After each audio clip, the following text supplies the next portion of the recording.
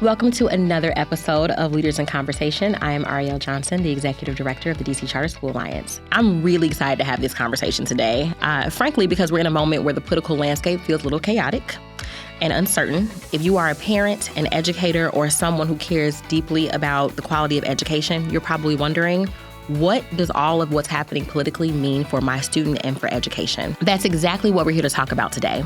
We're going to dig into the current state of politics nationally and right here in DC locally, how those policies are impacting education, school funding, and ultimately the day-to-day reality for families trying to navigate the system and make sure their kids are set up for success. Before I introduce our guests, I want to note that this conversation is made possible because the DC Alliance has a sister organization, DC Charter School Action, that engages in advocacy and electoral work. This is going to allow us to have a frank and honest conversation and discussion about political issues and how they intersect with education. We think these conversations are critical, especially right now. So let me introduce our two guests. First, we have Jessica Giles. Jessica is the Executive Director of the DC chapter of the Center for Strong Public Schools, and she spent the last decade working at the intersection of policy, advocacy, and political strategy. She's led successful campaigns to expand access to quality schools, shaped education policy during her time with DC Council's Committee on Education, and has been a powerful voice for students with special needs and families experiencing homelessness. Jess knows the DC education landscape inside and out, and she understands how local politics and federal dynamics collide in unique ways here in the district. She's also worked on a number of elections in her time running DC education. We're also joined by Ariel Taylor Smith, Senior Director of the National Parents Union Center for Policy and Action. Ariel has viewed education through just about every lens possible. She was a classroom teacher in a turnaround high school. She has organized parents and driven electoral and legislative campaigns at multiple organizations in Colorado. Ariel now leads national and federal policy and advocacy work with a strong lens towards working across lines of difference and building unlikely coalitions. Ariel brings both grassroots perspective and the policy expertise we need right now. She's also the parent of two little humans. I want to take a note just to say how special this particular conversation is for me. I've known these two ladies for a very long time. All three of us participated in the PI Leadership Institute. It's a cohort-based, year-long leadership opportunity focused on leading change in complex political climates. It is such a joy to watch these women lead in these spaces, and I could not be more grateful for their time here today. So I'm going to jump in because we have some tough political topics to talk about. So I think we can all agree 2025 was challenging for everyone. I don't think we could have predicted the level of uncertainty that we had. SNAP, funding, federal agents walking through our schools, just a variety of challenging things. What advice do you have for advocates right now who may be experiencing fatigue from all of that, but still want to remain in the fight? And then just talk a little bit about how you all are handling that for yourselves. And I'm going to start with Ariel and then bounce to Jess. Hi, everyone. Thank you for having me here today. It is an honor to be in the space with two of my dear friends, and I'm excited to have this conversation today. This year, 2025, was a year of real loss in a lot of ways. It was losses in terms of policy. It was losses in terms of trust in government. It was losses in terms of actual dollars to districts and communities across the country. And there's projected losses as we move into 2026 that are equally as devastating. As you mentioned at the top of the podcast, we are facing the largest cut to SNAP benefits our country has ever faced. And we're facing serious obstacles to people having health insurance, affording health insurance, and qualifying for Medicaid moving forward. So there's a lot of big challenges coming. But here's the thing. We are going to get through this, and we have to keep going, right? Like, I am a big believer and have always been a big believer that you should never walk off a field, even if you're behind. And so that's where I'm at as an advocate in this fight. Just for context for listeners, I do our federal lobbying work. So I've been working on negotiating bipartisan agreements on Capitol Hill this last year. And I do believe that there is an energy to improve things for kids. And I do believe that it's possible for us to move beyond this moment. And we're building a muscle right now that you can't unbuild, which means that one day we'll be using that muscle to build something great again. And so excited for that. And yeah, we can't give up. Just a quick follow-up, because I think it's important to talk about this because you do negotiate across lines of difference often. How are you remaining true to your own kind of morals, ethics, and politics while also building bipartisan support for your legislation? I believe in putting kids first, and I believe in centering those who are most impacted. And I think when you have that as your North Star, it's easy to find support for that in many places. And I think that that's been something that I've really appreciated over the past year, is getting to know leaders on both sides of the aisle, and knowing where they agree and where we can find agreement on putting kids first. For example, last year, Senator Crapo, who is the chair of Senate Finance, was the person in charge of the child tax credit. We have not always agreed in the past. He's a senator from Idaho. And he agreed to a lot of things that enhance the child tax credit, which is something that folks will see on their tax returns this year if you're a family with kids. And so, that was a place where we saw bipartisan advancements, and it's like looking for those spaces is really important right now. Thank you for that. Jess, same question. You've been in this fight in various places and spaces for a long time, and you've been an executive director of now 2 different organizations in D.C. working on federal and local work. How are you staying in the fight? How's your organization thinking about this work? And how are you keeping yourself from the burnout? Well, I'm just going to say I cannot believe I get the opportunity to be on this podcast with 2 of my favorite people. And so I'm delighted to be here. And as you mentioned, last year was challenging. I would say last year was nuts, personally, professionally. And there's a bit of transition that I went through with my previous organization, leaving there, sitting for 2 months and trying to figure out what makes sense for me, what's next. I knew that this was a big moment for the country, a big moment for DC, a big moment for kids and families. I know that there was a lot of fight left in me, and I knew that I wanted to do something. And so, like I said, I spent 2 months to really figure out what did that really look like. And I heard about the Center for Strong Public Schools, which is led by Alicia Searcy Thomas. And I was really excited about the mission, making sure that all kids have strong public schools, just like the name says. And I wanted to be a part of that. So my colleague Victor and I, we launched the DC office of the Center for Strong Public Schools, and we've been thinking strategically and putting plans in place to make sure that kids have access to high-quality education. We're very excited that we are launching the Strong Schools Policy Fellowship. You can go to strongschoolsnow.org to learn more. Staying in the fight, fighting for kids, ensuring that leaders have the opportunity to advance student-centered policymaking keeps me in the fight, keeps me excited about the opportunities we have this year. And I think it's just really important as we deal with fatigue as leaders that we are constantly checking in with ourselves, doing an energy audit. I know I've done that to see kind of like in every area of my life what needs to change, what can stay the same, so that I can show up my full self, my full healthy self every single day. Thank you for that. I think just as a reminder to folks, I think you hit the nail on the head. Sometimes you just have to take a step back and remember why you're in the work, and to preserve some of that energy for yourself, because you cannot pour from an empty cup, as they say. But I do want to ask you a couple questions from the policy that you're working on. Because the Center for Strong Public Schools is a new organization and is new in the city, you've always been kind of on the forefront of working on literacy issues and math and a variety of things. Can you talk to us about what this new work looks like, what's remaining the same, and what you're going to take on that's new? Yeah. So we're very excited about our policy priorities. We are launching the Be Bold, Build Strong campaign, and it's directed at local leaders. What we want to make sure is that all public schools are accountable, that they're equitably funded, and that they're innovative to support student success. And what does that look like? We've been tackling lots of different issues.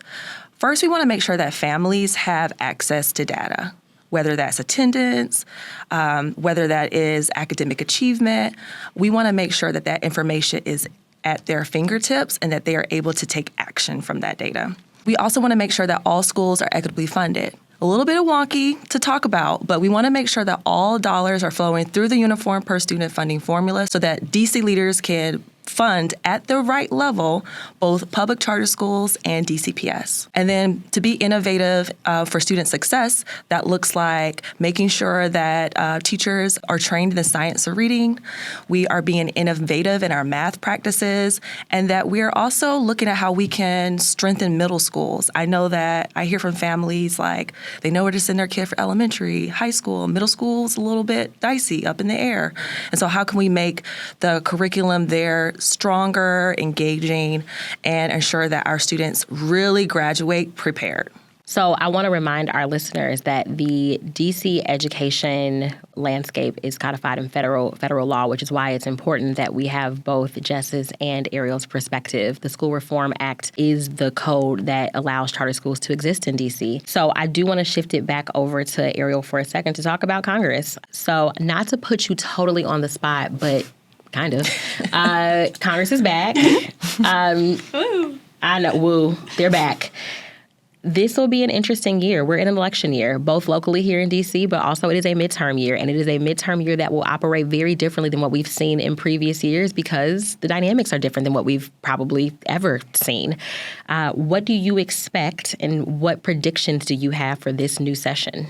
I think that the next 20 days matter a lot for education. As I'm sure many are aware, the LHHS appropriations bill, which is one of 5 appropriations bills that's currently moving through Congress and has to pass before January 30th, or we could face another shutdown, or potentially they could just pass another CR as they continue to do. But there is a lot happening with regard to negotiating the appropriations package that includes education funding right now. It also includes some really important directive language around the role of the Department of Education and other important things that we believe are intended to be protective of federal oversight. What do you expect for advocates to be thinking about or be top of mind right now as we are trying to coalesce around helping those appropriation bills land in the right spot? The first thing is I think everybody needs to have their eye on something that's super nerdy, but really important to know about, which is there's something called interagency agreements that were just signed by the Department of Education to create interagency collaboration is what they say, but transfer of programming from the Department of Education to places like the Department of Labor. All K-12 programming has been moved to the Department of Labor effective through this IAA that was signed in November. And so the appropriations process is a process in which Congress can weigh in on how they're feeling about administrative actions. And this is a place where we hope to see Congress weigh in. Superintendents across the country, like if you're a superintendent and you're listening to this, you're now going to have to go to 7 different agencies to find your grant money instead of the Department of Education because of these IAAs. And so it's really important that folks are talking about it, know that it's happening. We are doing a couple of briefings at the National Parents Union that we'd be happy to include anyone in around this. But it's really important that we, I think, keep our eye on the ball through funding, which is basically now till January 30th. And then the spring, I think, presents itself as a time where there's a lot of bipartisan opportunity. I think there's bipartisan opportunity around literacy. I think there's bipartisan opportunity around open enrollment. And so I think that advocates have a lot to look forward to if they're paying attention and tracking federal movements right now. I think also, as you mentioned, the midterms are going to make this, a complicated year. And I think there's a lot of other things. Obviously, foreign policy developments are going to make this a complicated year. Continued pressure on, all of the different political controversies, the Epstein files, et cetera, are going to make this a complicated year. But I do think that there's a lot that's possible and that we should be pushing for as education advocates. I just want to put something into perspective that you just said for some of our school leaders who are listening. If our superintendent, Dr. Mitchell, who runs OSSI, if she has to go to 7 different agencies to find her grant resources, that also means delays, right? It means delays for schools that are SOAR funded, that have smaller grant opportunities through OSSI, there will be delays. It might mean delays for those folks who are CSP granted. So there are real tangible challenges there that we need to be thinking about as advocates and helping our superintendent, and that's whether you're in DC or elsewhere, to figure out how we both can move Congress, but then also can work with agencies to get those resources flowing, or else I think schools are going to feel it in a really tangible way. On that note, to local, Jess, so like federally, DC is about to go through quite a few shifts on the political side electorally. The mayor has announced that she is not going to run again, and so that's up for grabs. And then we know that we have many different races on council, that some open seats and then some potential open seats. Can you share your top observations for what's upcoming for 2026 and what you might expect to happen? I know I'm putting you on the spot. Give us the full details of what you think will happen between council and the mayor. Buckle up, everyone. We are months away from the June primary, June 16th. And it's several things that we want people to know. First, the last time we had an election, 4 years, and the mayor was up, only a third of registered voters actually voted. Only 1 in 3 people. So we need everybody to show up to vote. The other thing is we want everybody to be educated on who they're voting for. This year, for the first time, we'll have ranked choice voting. It's going to be important that we all get educated about what that means. Ranked choice voting, just really quickly, in a very simplified fashion, I'll try to explain it. Voters will have the opportunity to rank in order of preference who they want to be elected. And if that candidate gets over 50% of the vote, then that candidate wins. But if they don't get over 50% of the vote, then the vote tallies will be redistributed until someone gets over 50%, and then that person wins. But it's important that people use their full voting power at the voting booth. So that's the first time that we will have ranked choice voting. It is very important that people understand how it works. As you mentioned, we will have open seats. The mayor, at-large Democrat council member Anita Bonds isn't running for office. At-large independent council member Kenny McDuffie stepped down to presumably run for the mayor's seat.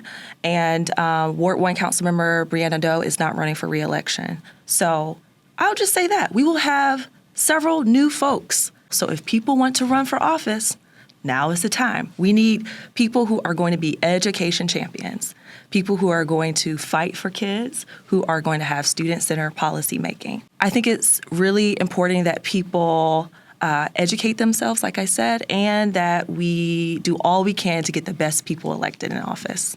I just want to repeat what you just said. If you are interested in running for office, now is the time.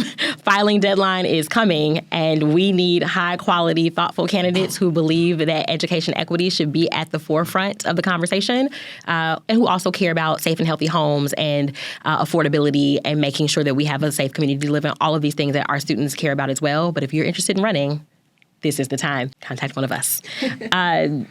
Jess, on that note, I think so. Also, we would be remiss to not talk about the congressional race. Yeah. Someone on council potentially is going to take over that spot. Yeah. So that means a potential additional at-large seat will be up. Robert White is running for the delegate seat, and then also Brooke Pinto in Ward 2.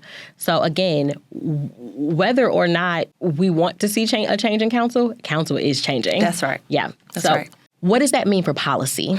What does that mean for some of the work that we've all been working on over the last couple of years around making sure funding is going through the formula? And I actually don't think it's wonky to say that. I think we should get technical and talk about how funding operates because people have a lot of opinions about education funding without understanding how it actually works in practice. What do you anticipate changing or shifting as council changes and potentially as the mayor shifts?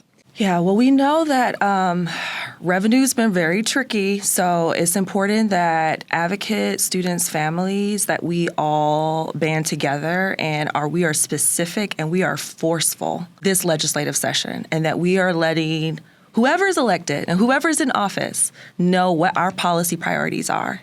And if we believe that all schools should be funded at high levels, then that means that we need everybody showing up to hearings to advocate. We believe that science of reading is what our children deserve. We have to make sure we show up at council hearings to advocate for that. I think that's really important. I also want to talk about elected official accountability, because we always talk about getting people elected, but it's also important to make sure that our elected officials continue to fight for our priorities beyond the moment. And so year after year, we have to make sure that they know we're keeping our eye on them and that we are making sure that they're showing up for students every single day. Yep. And when we say help get folks elected, we don't typically talk about politics in this way, but I think it's important because all of us do work in the electoral space, and we can do that because we have C4s, independent expenditure committees that do support organizations and support candidates who are running for office. So we'll talk about Jess's work on candidate recruitment in just a second, but we put a lot of effort, resources, and time into trying to ensure we have the right people representing communities and that are community-centered, but none of that matters if once you get into office, you don't follow through on the things that you campaigned on and said you were going to do. And so if you are a constituent and you feel like your elected official is not following through on the things that you voted for them to do, this is the time to hold them accountable and say, hey, you can be replaced. So we just want to name that and remind folks that you have the power here. These folks are not beyond reproach. Testify, show up, and also show up at the polls as well. We haven't even gotten into potential special elections that could be happening later down the line. But again, there will be a lot of shifts on council. Ariel, I want to take us back and just a little bit. This time last year, things got really tricky and really scary for DC. And both of you were, I think, essential to helping us navigate and figure out what the continuing resolution means and how we move forward. Jess, you were just talking about how critical it is that funding passes through the right way locally. But what happens when funding is curtailed federally? And Ariel, if you could just take us back to that and share some of the insights that you had and some of the support that you gave. So I think it's important for people to understand and know, as one of the bigger and better federal lobbyists out there, how you helped us navigate that situation. Thank you. I think so. Congress goes through a budget process every year, and it starts with the president's budget being released normally around now. And then the House and Senate come up with budgets to fund the government through the committees. And those committees pass appropriations bills, and normally that's how a budget works, and we can move on to the following year. However, Congress has been very behind on their appropriations journey over the last 3 years now.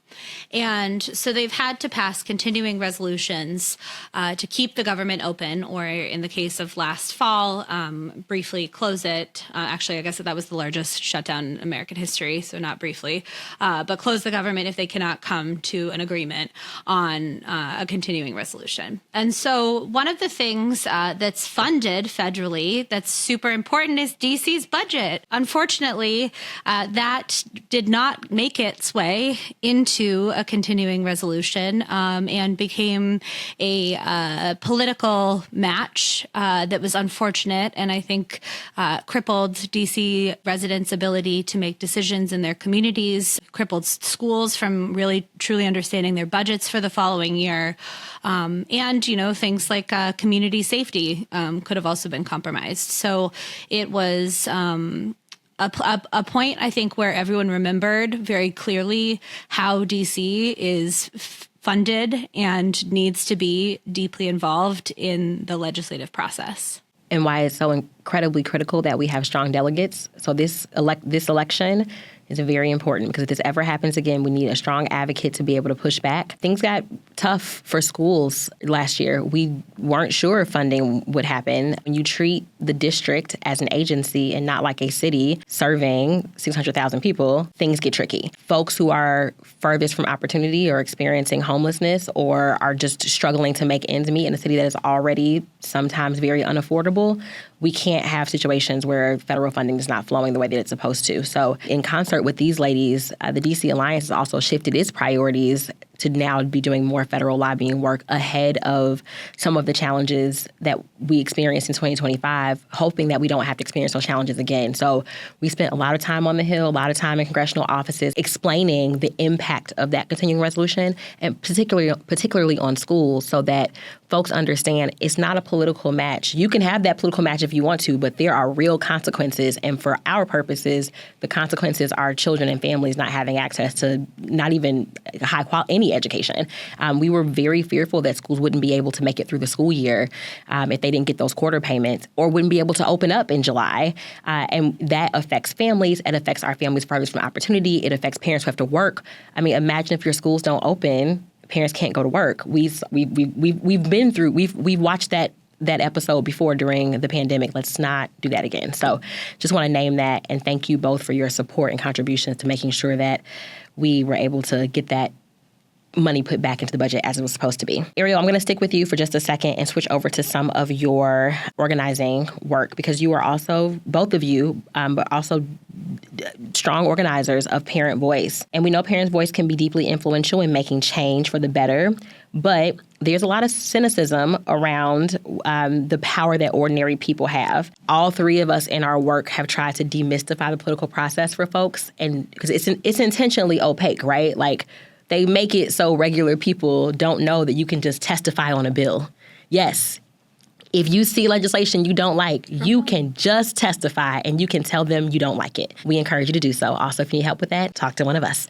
Can you talk about the power of parents and the power that they play in this current political climate, and how a regular schmegular person who wants to get involved can do so? As parents, we come to this work with real urgency, right? Like, our kids only get to go to third grade one time.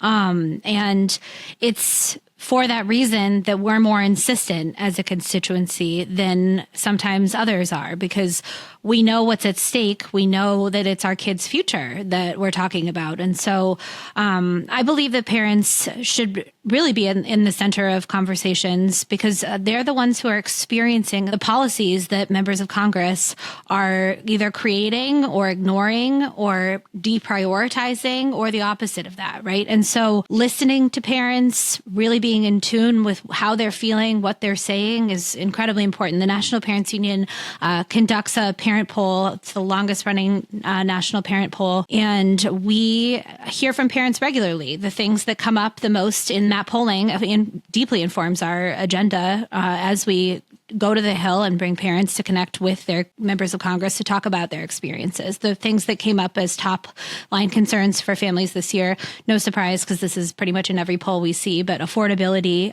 is something that parents are deeply concerned about. 1 in 4 parents in our latest poll reported not having enough money to buy basic necessities. So we know that affordability is going to be a continued issue this year. We also have seen an increase in dissatisfaction from parents about their school's quality, which is something that is new, and it's a new trend line. Parents are more dissatisfied with the quality of their child's education than they have been in the past. And we've also seen parent concerns around politics in the classroom, and parent concerns about the lack of federal oversight that's possible with the elimination of the Department of Education.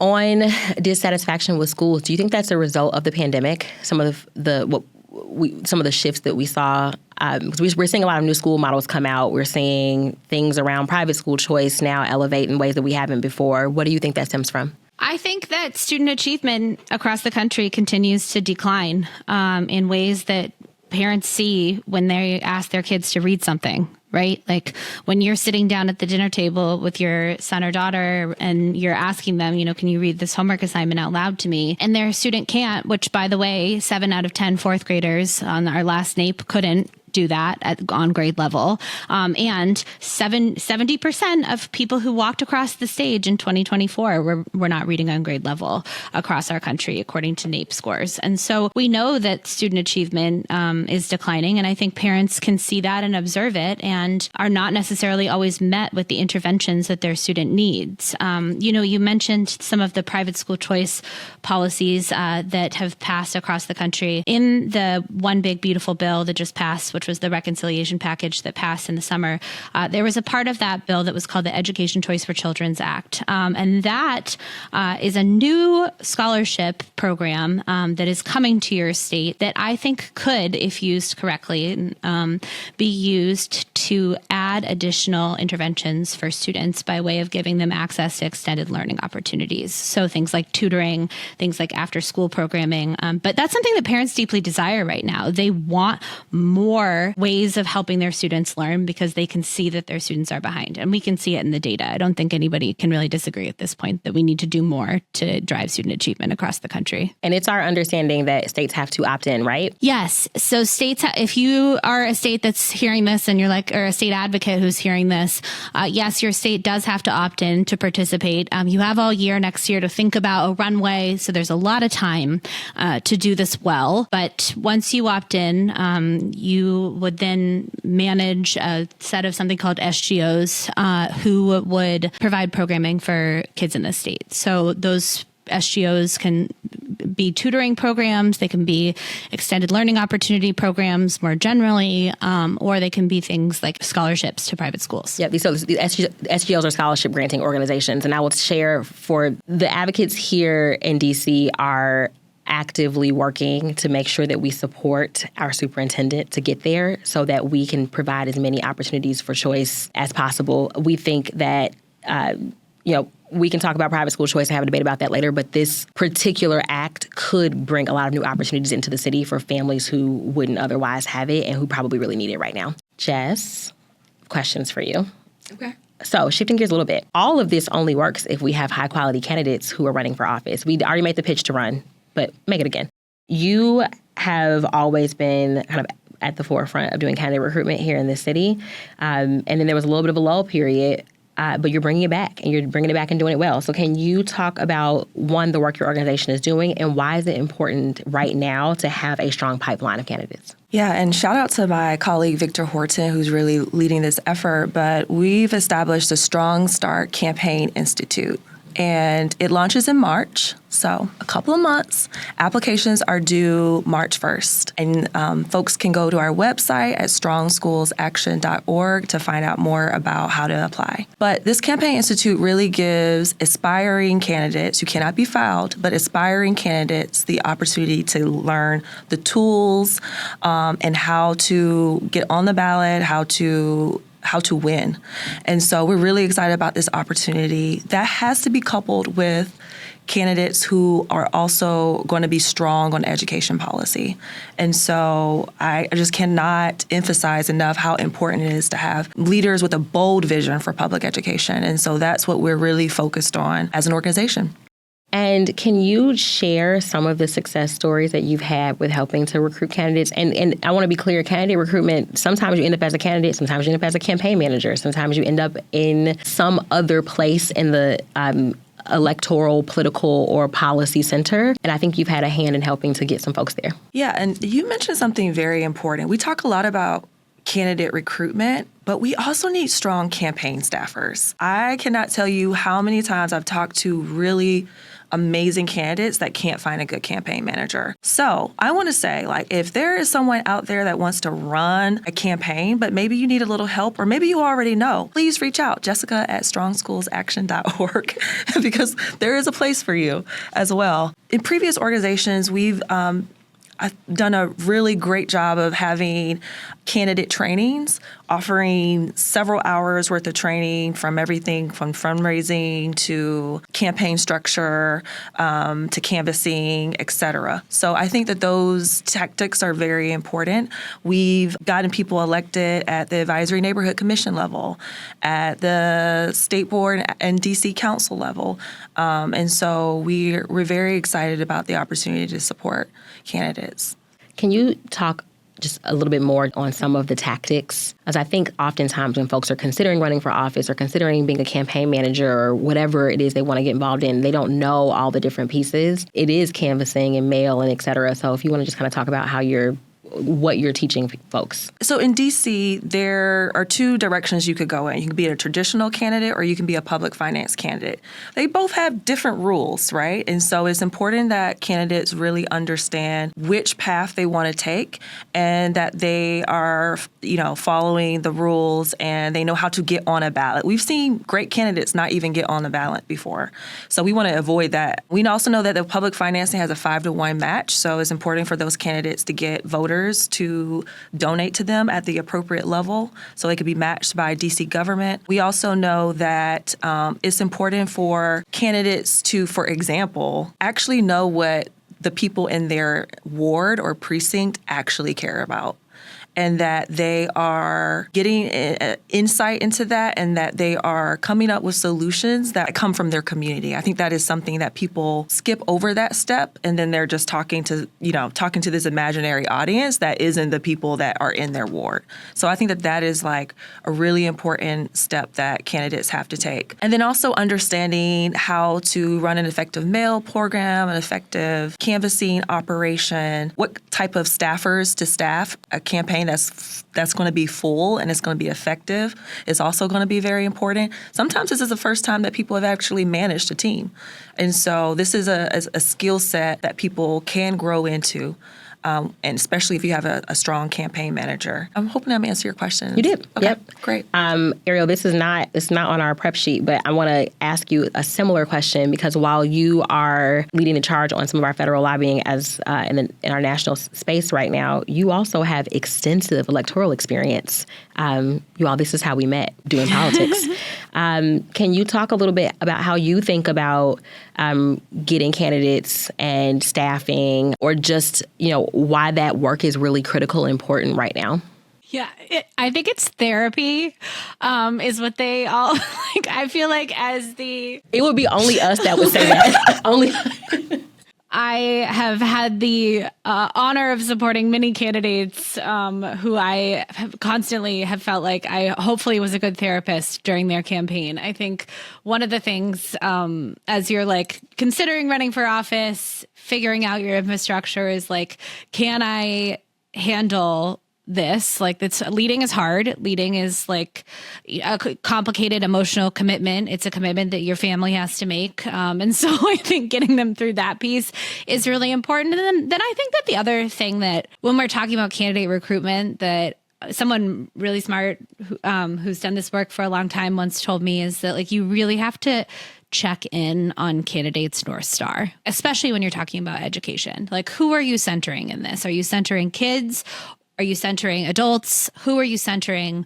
What policies are you committed to advancing, even if it's hard because you're centering kids? Like, do you have that spine and that North Star around what's important? Because a lot of times when we're talking about education, we're talking about student achievement, poor performance in schools. Like, those are really hard conversations to have and lead through, right? Like, you're talking about potentially closing schools. You're talking about opening new schools that might threaten other schools, right? Like, you're talking about creating and also doing so in a resource tight environment. And so that's a really complicated thing to lead through. And I do think candidates have to be prepared, both like emotionally, but also have enough of a stake in the game where they know that like, if they don't do this, the kids that were in third grade this year are not ready for the next grade, right? Like, they've got to be in that mindset.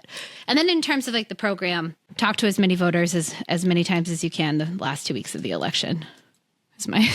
Well, in our case in DC, because not only are we doing ranked choice, we also do mail-in ballots. And so the last 2 weeks of the election for us may be too late. Start earlier. Start 6 weeks out. Well, you're doing your kind of final. DC is we do things a little differently. But no, your point is well taken. And I love the idea of checking with a candidate's North Star. I was talking to someone yesterday who is thinking about running, and the first thing she said was, well, what would I run on? I'm not even sure what I would run on. And I said, I don't believe that you don't know what you would run on. what do you care about? And she immediately dives into, well, I really care about affordability and access in the city. She's like, I really hate that I have to travel to other wards to go to restaurants or go out. We just don't have enough stuff in our community. She's like, I'm really concerned about the lack of transportation in schools. I feel like I see kids crisscrossing. She just listed off 5 or 6 things. And I was like, and you're not sure what you want to run on? And what was crazy is the things that she was naming, those were the top poll hits. If you do any poll right now in D.C., we're going to talk about safety. We're going to talk about affordability. We're going to talk about education as the top 4, 5, 6 issues. And I was like, I think you know exactly what you want to run on. You just need to be able to articulate that in a way that your constituents will understand. But you are of and from this community. Do it. And it hadn't clicked. So if you're someone that's listening right now that's like, oh, I also care about these things and can make change, let's make some change. Mm-hmm.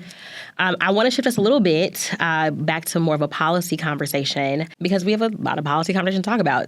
Ariel, you started talking about this earlier. The Department of Ed in our interagency agreements are shifting many, many things over to the Department of Labor. We can talk about whether or not that makes sense later, but it is happening. How do you think these cuts and these shifts to ed will ultimately affect how states and how schools are accessing resources? Well, I hope that it doesn't impact states. I know that it already has, and I know that it will if the cuts continue. I will start this by saying that I think that there are members of Congress who want to preserve the Department of Education and want to preserve the programming that they know supports students and teachers and schools across the country. So much so that they actually put 2 directives in the appropriations bill this year that direct the Department of Education to maintain programming required by Congress and to maintain staffing. And so there is opposition to the dismantling of the Department of Education from Congress, which it should be very clearly noted that Congress is the only body that can fully eliminate the Department of Education. In terms of other moves that have started to dismantle the department, as I'm sure everyone's tracked, the Trump administration issued an executive order directing the secretary to dismantle within the bounds of the law was how the order was written. Later, they cut about 50% of staff at the Department of Education, including a large majority of lawyers at the Office of Civil Rights, and pared down a lot of programming that was happening across the department. After making those cuts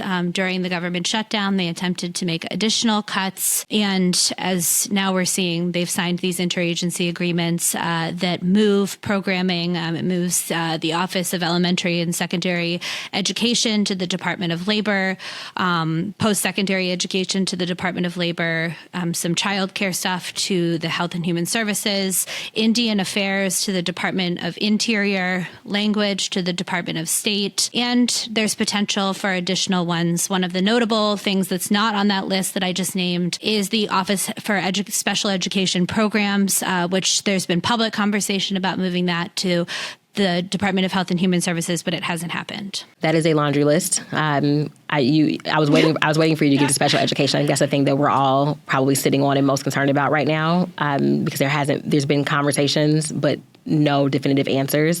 And those are some of our most vulnerable kids. So we really do hope the states aren't affected, but we certainly hope that special education remains intact the way that it's supposed to. Jess, this is a question that's more for our advocates. So we know that families, especially our most vulnerable ones, are going to be most affected by all of this that's going on. But can you talk about some of the most meaningful methods and strategies for supporting families and students right now? Like if you're another advocate, another partner, you're in this city, in a different state, what are some things that we should be thinking about, and how should we be coalescing and working together to support given all of these policy and political shifts? I'm so glad you said coalescing, because I think that word is really important. We were just talking about special education. You know, we have single-digit proficiency for our students with disabilities in D.C. Unacceptable. And it's been that way for way too long. So how can we as advocates band together and put together a multi-year strategy on what we want to be true year 1, year 2, year 3. By our combined might, I know that we can make sure that our students with disabilities get what they need in school, and we can be in a much better place. So I think coalescing with advocacy organizations around topics, I think, is really important. I'm excited about something that's happening in literacy soon, and so we'll be talking more about that, I'm sure. But that is one strategy. I think the next one is information is currency. Two amazing women here are going to be getting information about what's happening on the federal level, what the downstream effects of that are on the DC level, and how can we make sure that we take that information and put it into bite-sized chunks for our community so they can take action on that information. I think that's going to be really important. And not just like what's happening, on the federal level and how it affects, DC, but it's also going up. How are families experiencing our agencies? Has things shifted?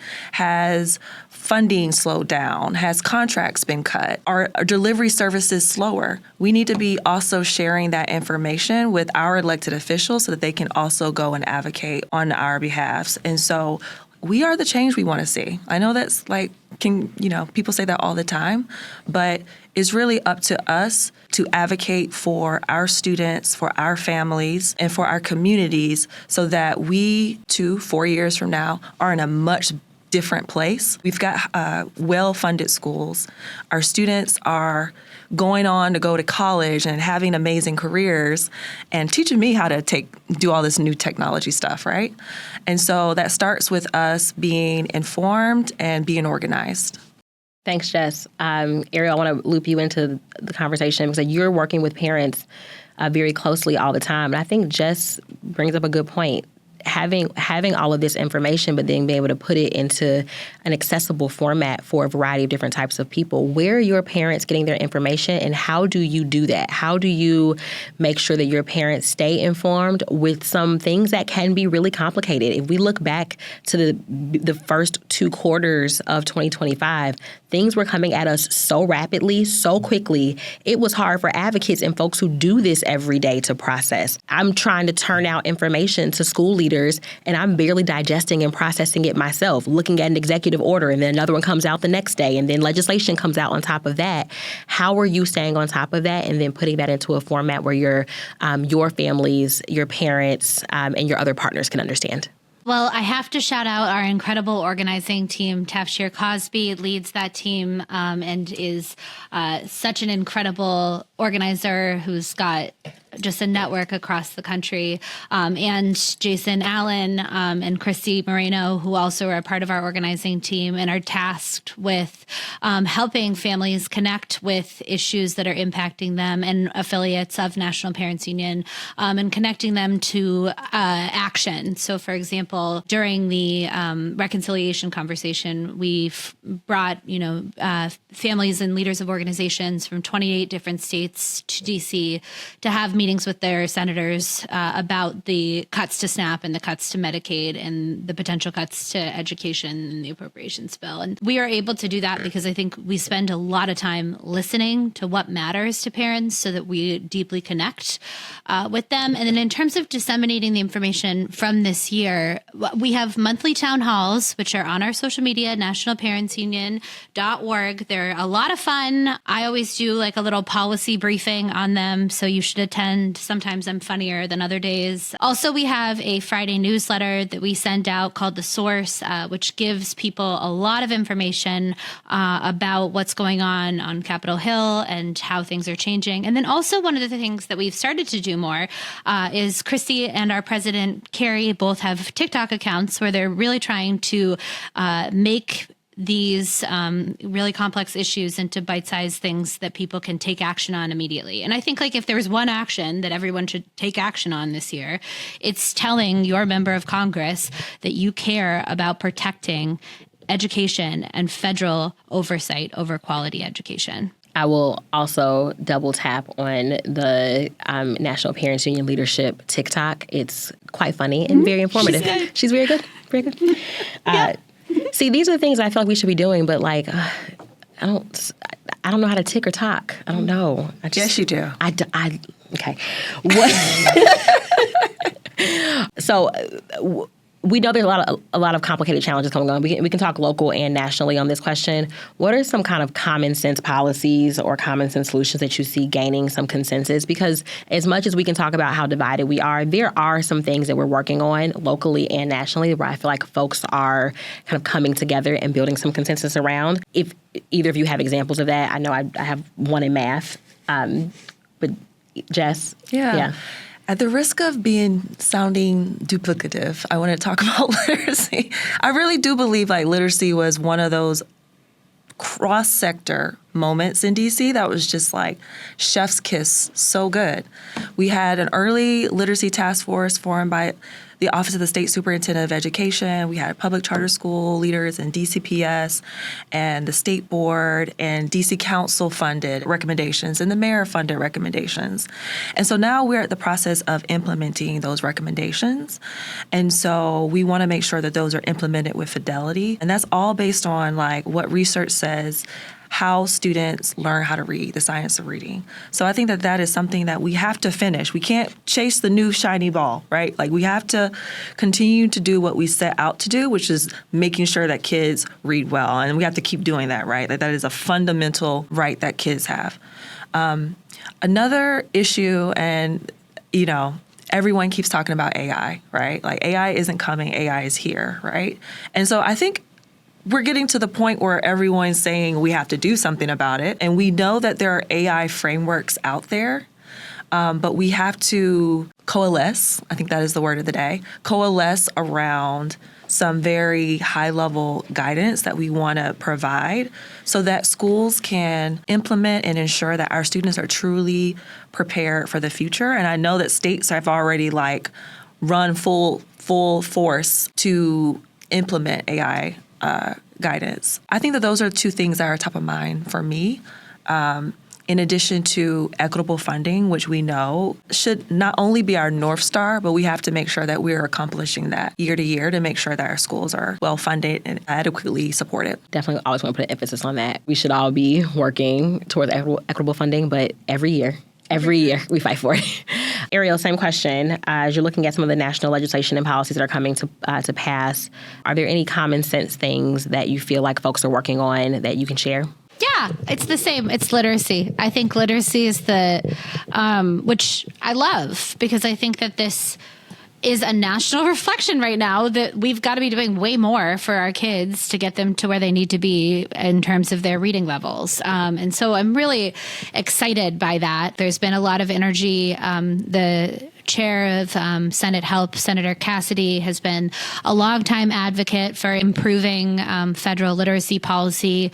And I think we'll see some potential movement there this year. And I think that we hear questions about literacy from Senator Sanders all the way to Senator Cassidy. Everybody on that committee is asking for additional supports for states to really drive good literacy policy. And it's so, we've seen states do it so well, like Mississippi, Louisiana, and now I think it's time that we really make sure that all states are meeting those same levels of excellence. And that's totally possible by driving federal policy. And so I'm excited about it. Another issue that is a bipartisan issue that could come up is the issue of open enrollment, which is public school choice, giving kids access to schools beyond their zip code, which is something that we've seen work really well in places like Colorado, and something that we would like to see more of across the country, and think that there are potentially additional federal supports that could be available to states to make that possible. I'm always excited to hear when other states are doing what should be commonplace and innovative, but shout out to DC because we are an open enrollment city and we see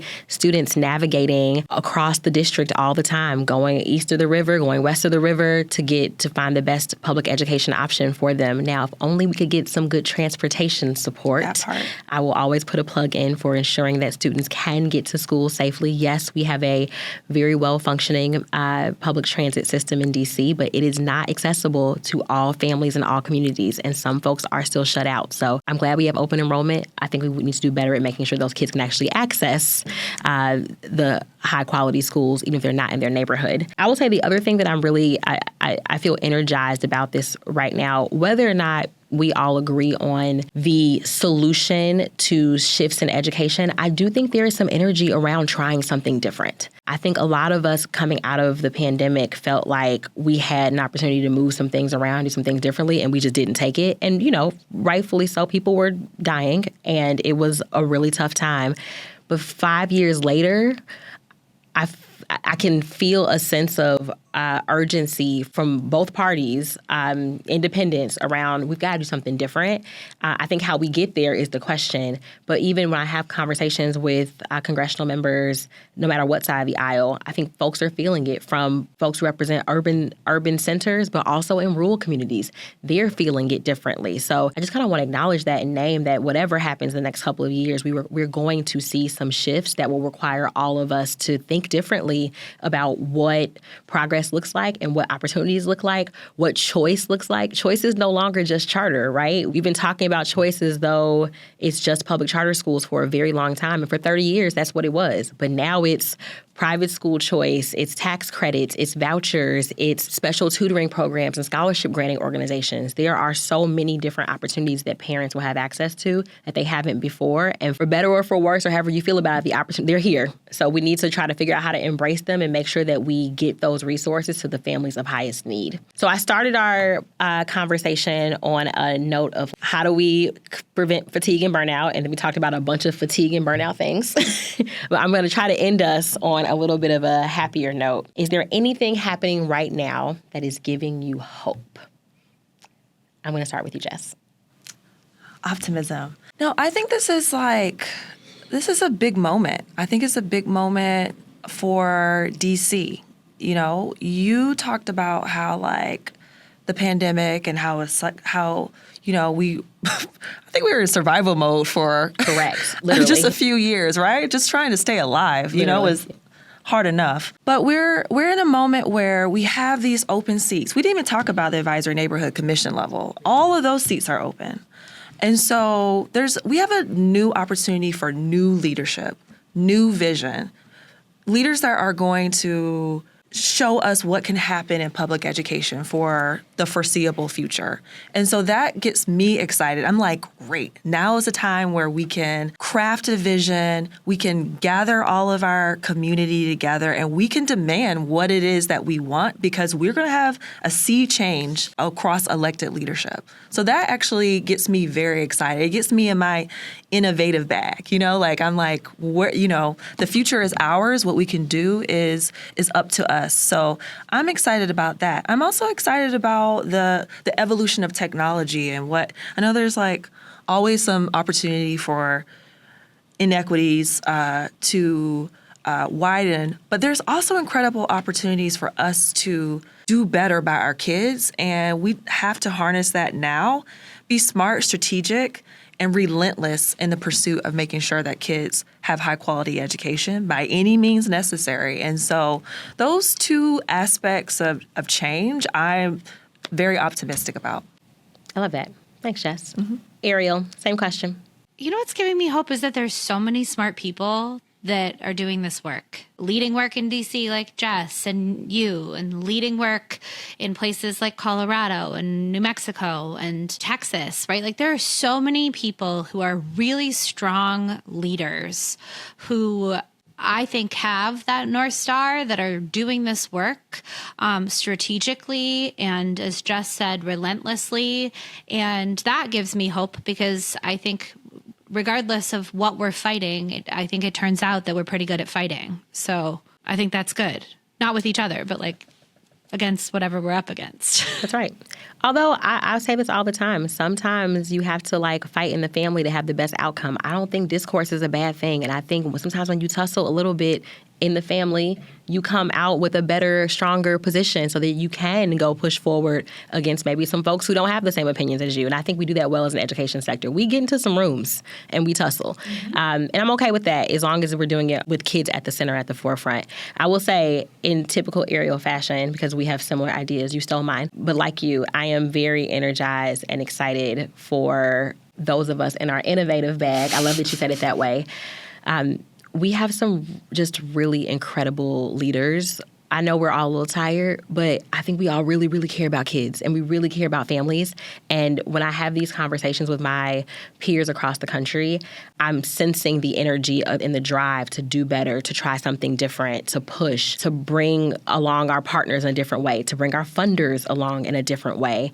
And I'm just really proud to be a part of a group of leaders who care so deeply about families and communities and put their money where their mouths are and work relentlessly to get there. So with that, I want to thank both of you ladies for your time, for your insight, and just for the work that you do, both here locally and nationally, and always being a thought partner to kind of me and my organization as well. So thank you. I'm Thank just you. so grateful for you both. Thank you. Yeah.